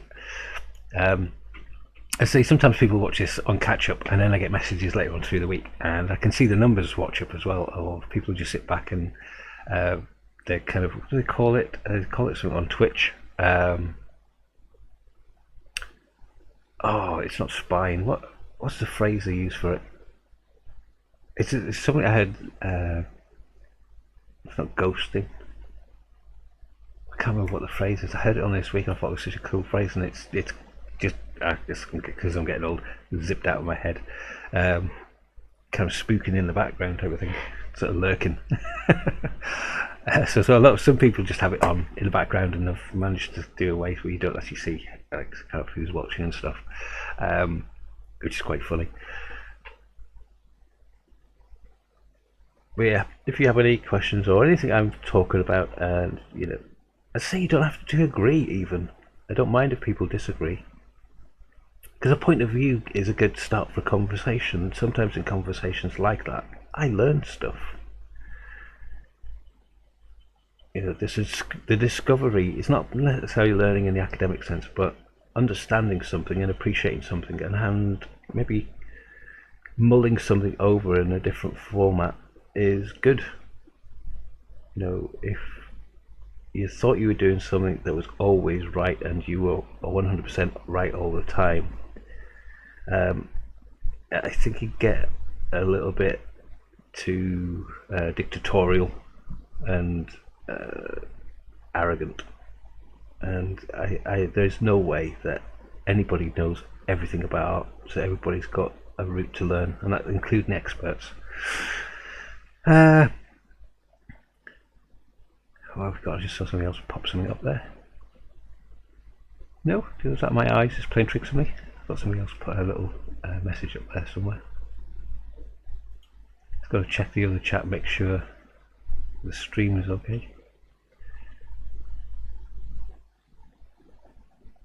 So, as I said, if you are enjoying this, we're here every week from 2 o'clock, and sometimes I jump in through the week over on Twitch, and I kind of post it up on Facebook as well, and allow people to have a view of what I'm doing. But if you're liking this, you can share it on your social media channels. I really appreciate it. You can like the stream, whatever stream format you're watching on, subscribe to the channel over on YouTube as well, and therefore you'll get a notification to say I'm on. But if you've got any art friends who think it might be beneficial for them to sort of drop in and check out, please do. The more people share it, and the more we kind of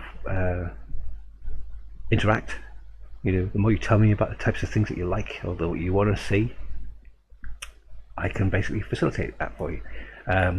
this is something I used to do in my drawing classes. So because of the lockdown and they were all cancelled, it's great to have sort of those people to those classes still manage to continue with their artwork and have some sort of tutorial experience where they've got somebody there to help guide them through some of the issues and problems that they're having. And sometimes it's just nice to kind of sit back, and I do anyway when I listen to art podcasts, is as you get on with your artwork, kind of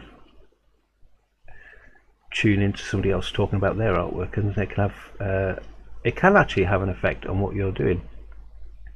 Certainly when I was listening to John Dalton on the Gently Does It podcast and Jazz Curator and her podcast, as I was working on mine and rolling over some of the issues and problems I had in my work, and I could listen to other artists talk about theirs, it kind of made me kind of relax about some of the problems I was having in my artwork and not be too worried about them, and to see them in a different light and maybe tackle them in a different way.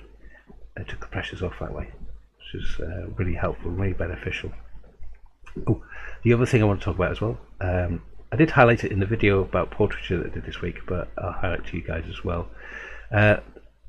The Sky Portrait Artist of the Year, they run Sky Portrait Artist of the Week, and they've run 2 sessions of it through the Sky TV Facebook page through COVID in 2020.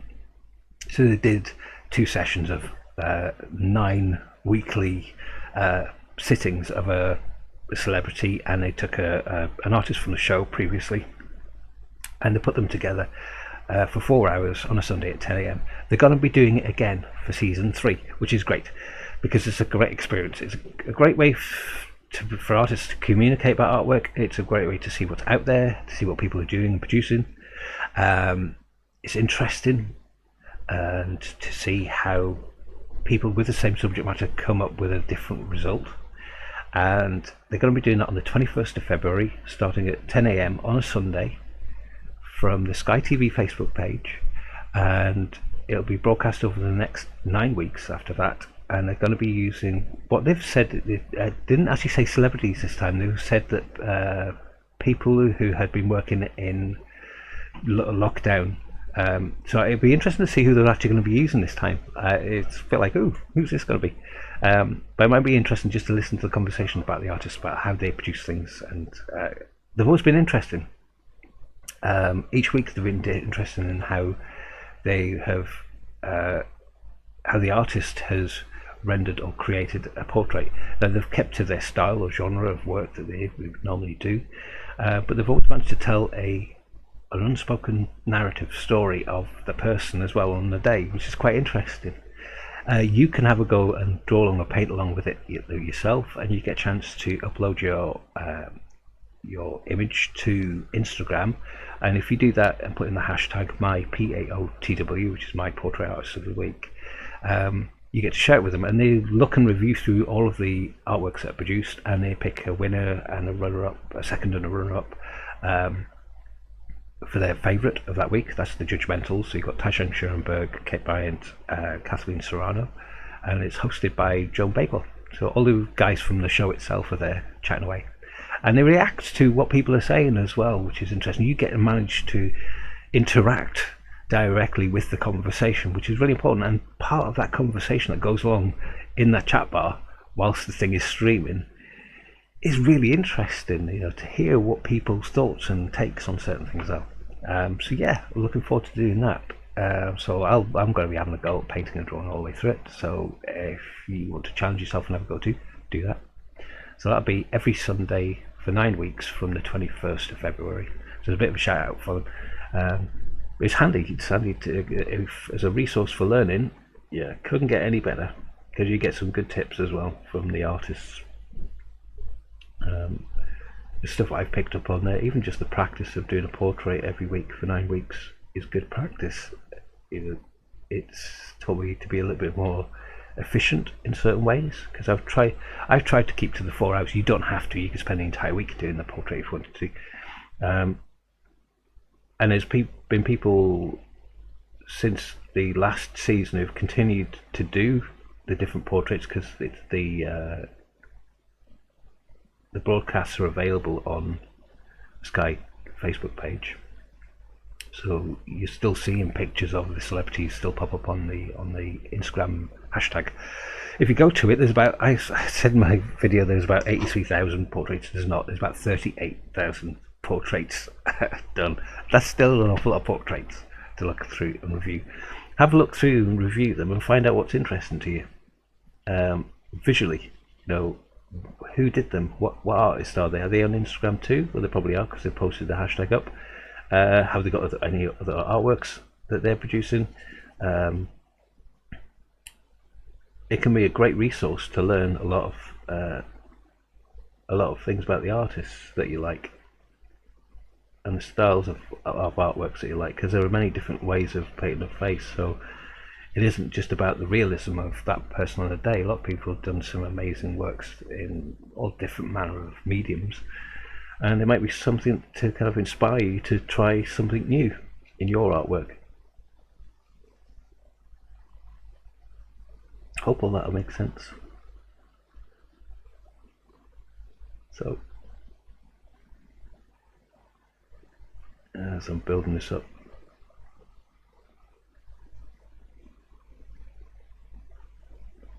I'm playing around with slight subtle forms. I think you can slowly see it in your picture of these dark areas coming in. It's just to build up some notion of where these folds and things are in the portrait.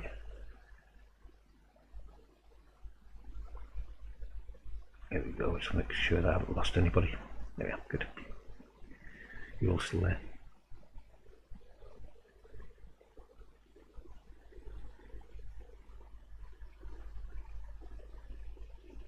This to me feels an awful lot darker and it's too light, so I'm going to go back over this area. And this is kind of the stage that I quite like in the portrait, where I'm not worried about drawing any particular thing. I'm just looking at tones to give me the solidity of the figure now. So I'm looking at,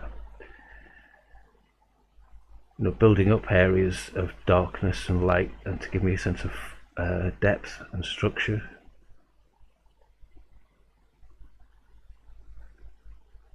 So I'm slowly building up.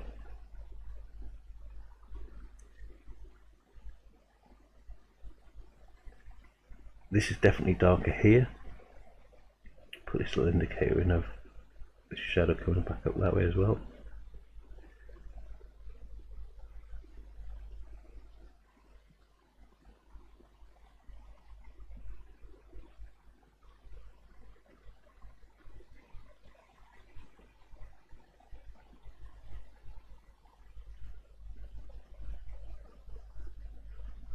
So just making this a little bit darker, not as dark as it's going to be. You know, there's plenty more layers on this, a lot more tweaking.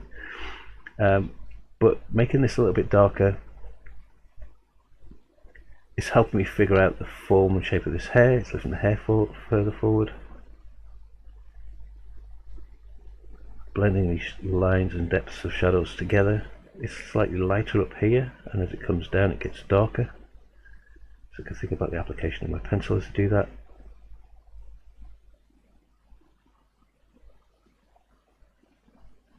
You can see this area getting darker.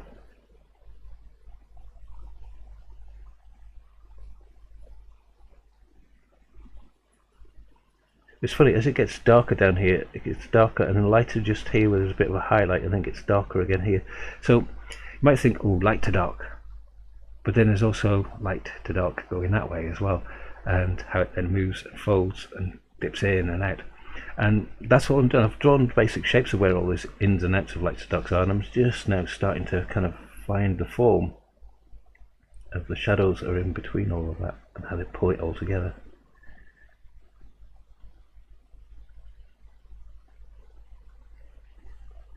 The other thing to be aware of as well, as you're looking at it from this camera, you're looking at it at an angle. I'm looking at it straight on, so there's a slight narrowing of the portrait that you can see in that screen of me drawing.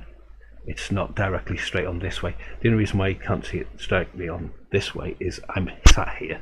I have seen somebody draw with a head camera, but it just looked really uncomfortable and looked a bit weird when he was on chatting to people. Maybe you can get one to sit on top of the headset and point down that way. so you can get head cam view. But you are looking at it at a slightly obscured angle from this way, so if it doesn't quite marry up with the reference picture, that might be the difference between the two. But there is, as I say, I'm looking on from this direction, which is straight on this way, and you're looking at it from that camera, so you can see that the angle difference there skews the picture a little bit.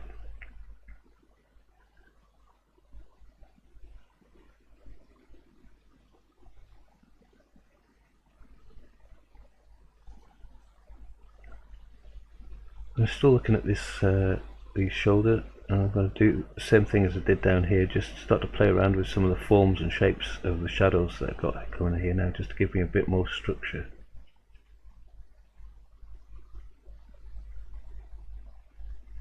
But this is definitely all darker.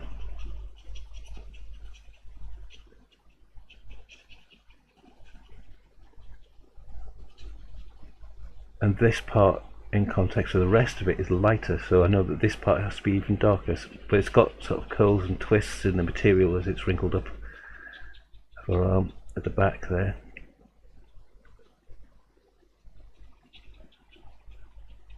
What I'm starting to do now, you can sort of see there's a bit of an angle to that shadow,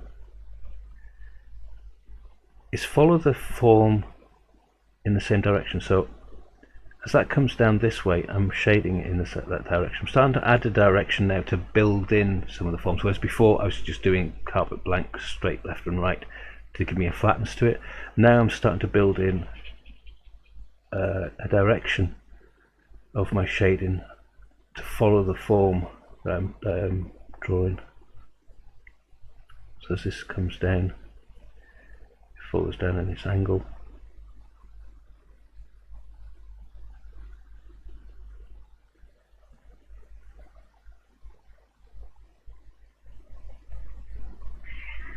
And it feels like it gets a little bit lighter. It's one of my cats screaming outside for food, probably fighting with each other. There's Sophie and Inky. Got this area underneath the hat, the arm. Got this shadow shape here, so I'm putting that structural line back in a little bit because it's got lost, so putting that back in, and how that opens up and comes down all the way down here. This gives me a slight indication of where this bit is. This is all the way across.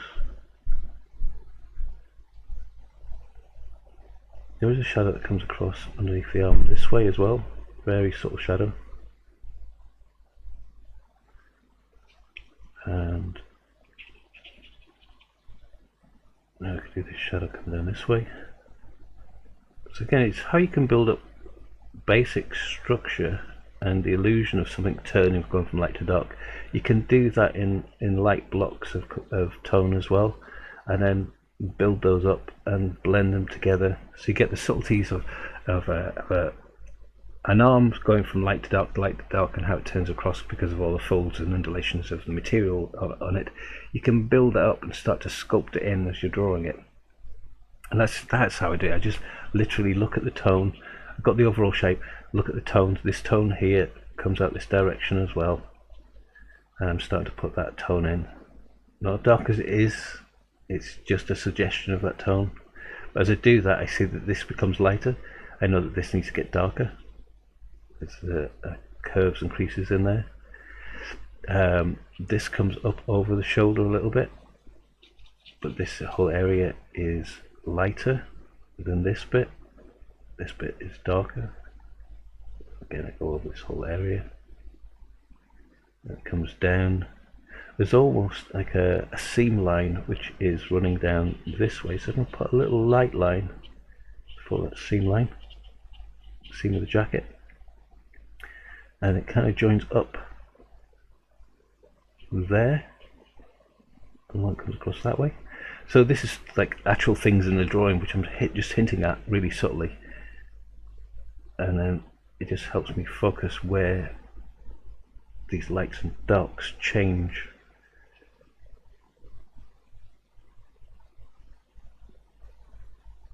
Now as I do all this, I'm going to take my soft brush and go over it again. I'll lose some of the information, so it's kind of like applying it and doing a technique, and you lose some of the information, so you have to put it back in and go back over it, and it can seem quite laborious, but if you make it kind of part of your process and you just relax into the drawing, it is quite relaxing, it's quite cathartic. So doing this to it afterwards isn't destroying any work you've done, you're just building on it. You're aware that it's going to be a layered effect of the graphite going down to give you a solidity that you want, you know, so you know that this goes from real dark here to this whole area of the jacket is darker. So I'm doing that as well.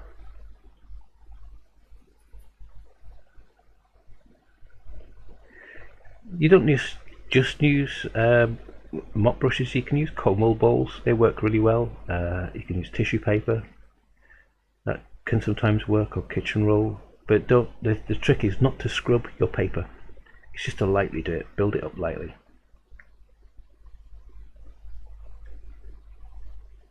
And all that, it doesn't necessarily blend it, what it's doing is it's pushing the graphite into all little nooks and crannies of the texture of the paper, so it's becoming denser, becoming more solid. There's an illusionary effect of the figure.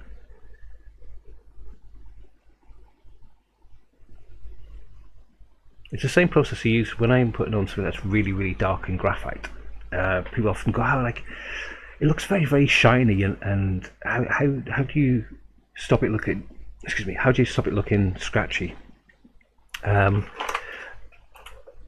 What I do is I build it up in layers like this, and then go up the grade of softnesses in graphite, so you start to get the heavier darks going on. But with the heavier darks going on over each other, it starts to get a sort of a waxy bloom on the graphite. It gets very slick, and it gets very shiny. And what I do is I go over it with a stipple brush. Now this used to have a wooden handle, but one day it fell off, and it was really handy because I realised it fitted on my finger, which meant I could hold it like that. And I just make little small circles over if this is a heavy application of sort of heavy dark graphite and you want to get a flatness to it, I go over it in little round circles, and what it does is it softens or breaks up the surface layer of graphite, because you've kind of covered over the paper at this stage, and it gets rid of the sheen, and it gets rid of the pencil graphite marks going over each other. Graphite is quite waxy and has a lubricative quality to it. It's very fluid on the surface, so as you build up layers of it, it kind of creates little slicks of shiny areas. And to alleviate that, this bristle brush, you can see if I do that, I don't know if we can capture the graphite coming off, I don't know if the camera's strong enough, but I've used this for years, and it started to wear a certain pattern as well. I just make basic circles over the surface of the graphite and slowly build it up so the whole graphite becomes flat. I can concentrate in one area to do that and leave a lightness in other areas. It's just a way of forming the graphite layer. So if you see on some graphite pictures, their blacks look really black and flat, and you're often wondering why your areas of graphite look scratchy and a bit mottled. It's just because the paper itself has maybe not been covered. The graphite can't get into all the dips and delves. If you look at paper close up, it's not just a slick plane. When you look at paper close up, there's like pits and troughs of paper pulp, and the graphite sits on the surface and can't quite get into all the little nooks and crannies because there's nothing to push it into it. So where I'm being careful not to push graphite into those areas now, because I'm developing a drawing, later on when you are assured where certain darkness is going to be, you can need to push into those areas to cover them up. Otherwise they look like little tiny white specks, and over a large surface area, all of these little white specks lift the tone up. So if you want it really flat and black, those little white specks create a tone that's a bit lighter, and using a stipple brush like this and using little tiny circular motions pushes all of the graphite into all those little nooks and crannies, so it starts to become more solid. It also takes the sheen off of the graphite, makes it a bit more matte, and the matteness gives it a flatter, blacker, darker look to it as well. So hopefully that's of use. It's coming to 4 o'clock. There's a couple of hours done already. I might jump back on later onto Twitch and do more of the drawing. But Outcat is for about 2 hours. So for those of you who've been with us today, thank you. Thank you for turning up. For those of you who couldn't make it on Saturday and are watching on catch up, hi. You can still leave messages and comments or send me information through to my Facebook page or my Instagram page or my website. It's all Lee Boyd Artist. You'll find me on there like that. If there's questions you want me to cover and you don't feel confident about asking in chat and you want to do it privately, you can do. So yeah, hopefully that helps. This is about what you need as well as me kind of sharing what I know. It's been fun as ever. I'm going to carry on and do a bit more drawing. As I say, I might flick it up on Twitch as well for later. Twitch is a great space as well. If you haven't discovered it, it's a good place because there are artists working on lots of different things, all different levels, and the little streams that are up there, you can drop into the chats. It's mostly a gaming platform, but they have got art section and a just chatting section and a music section and things like that. So you get to see people work in lots of different art forms. Thank you, Angela. Good chat. Thank you. And Ethan, you saying that was nice. Thank you for being there, Ethan. I really appreciate it. You were saying Twitch is an interesting space because, you know, I'm watching the sort of people a lot younger than me working in digital media, digital tablets, and I'm looking at how they're working, and that's making me think about how I paint and draw. You know, I'm just sitting back watching them, but you can interact with them as well. And lots of different formats. There's some really good painters on there as well. See if I can give a shout out to a couple of them if I can remember all of their names. I'm going to try and open up this window so I can share a couple of them with you. Yeah, there was one, Arthur Gain, really interesting painter, paints live, classically trained. He's over in Spain.